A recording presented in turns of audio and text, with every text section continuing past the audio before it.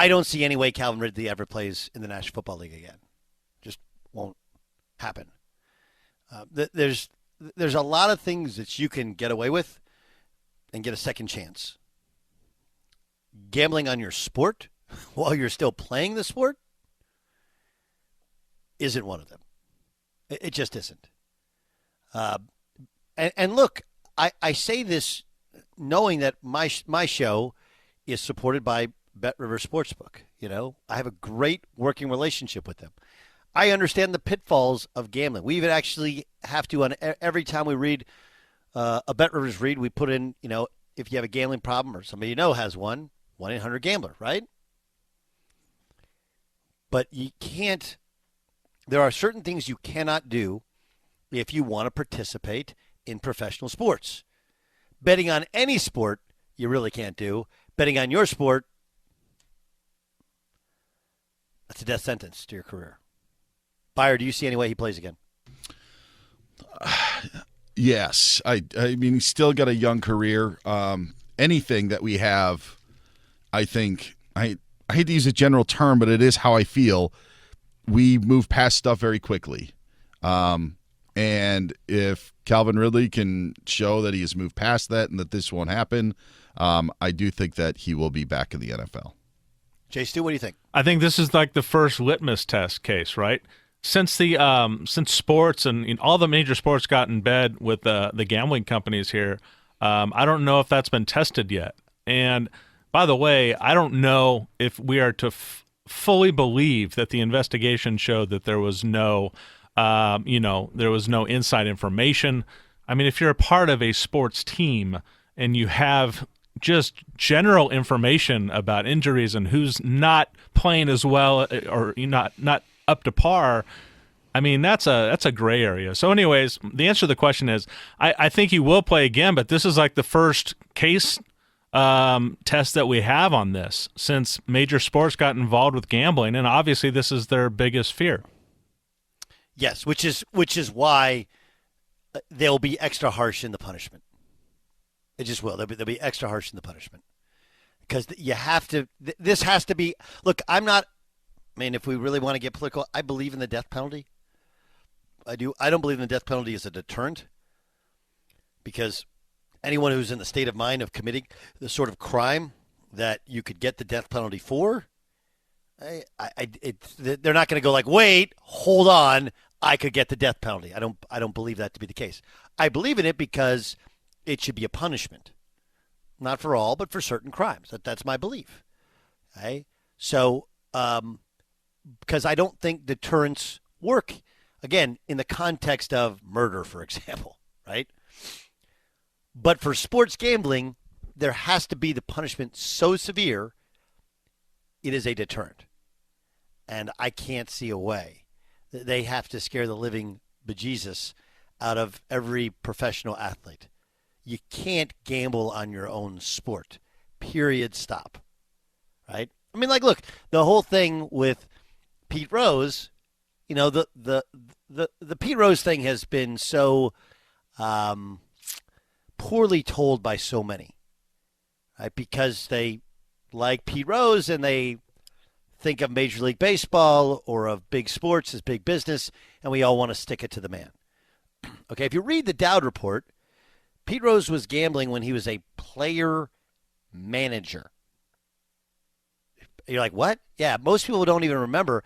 Pete Rose was a player manager with the Reds. So he was still playing, and he was setting the lineup cards, and he had inside information. Like, dude. And then you'll get that, well, he only bet on his team. Okay, so what about the days he didn't bet on his team? What do you think his bookie and all those people who knew did when he didn't bet on his team?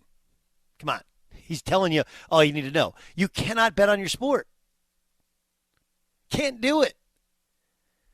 And Jay Stu, the other part is, like, look, we have decided as a culture to evolve with the times.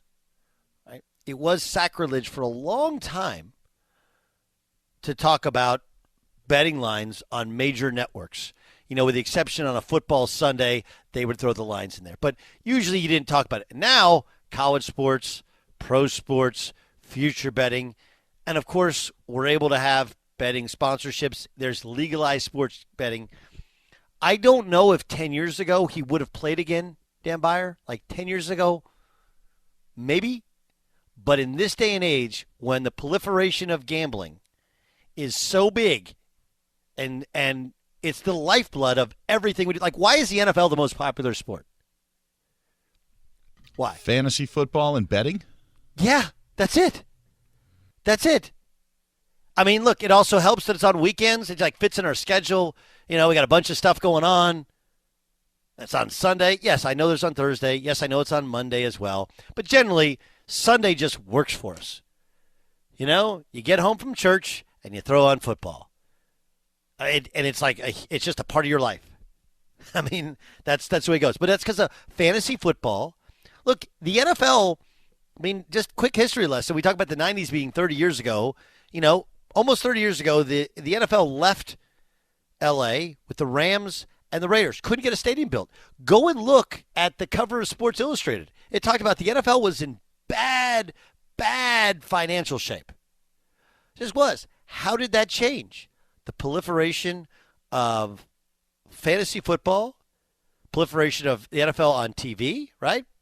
The ability to, once you got satellite and red zone and all of those things, and then, of course, sports gambling. And like sports gambling is the lifeblood of what we do. It's the lifeblood of the NFL. It's going to support professional sports, I think even collegiate sports, for years to come. But you know what you can't do? You can't be a participant in the sport and bet on any sport, let alone bet on your own. It'll be a death sentence to his career, and I believe it because it's a deterrent.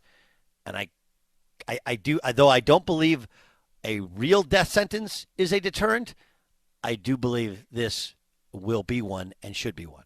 There's a partnership between sports gambling and the National Football League, and it's going to provide for my family and your family, Byer, and your family, Jay Stu, and your family, Ramos. It is. And for the NFL, it's the same thing. Like, this is the lifeblood of the popularity of the National Football League. And so the rule, it's a pretty simple one. Can't bet on your sport. Now, you can say, like, what I'm saying is overly harsh. And I'll admit that's incredibly harsh. But it has to be. It has to be. Because if you set the precedent anything less than essentially a lifetime ban, then there's always going to be no, this is the first one in modern football. I'm like Art Schleicher, of course. And, I mean, Ridley, you should stop tweeting. Don't tweet, I only bet $1,500. Like, I don't have a gambling problem. Just, that one does not help you. It actually hurts your cause in every way.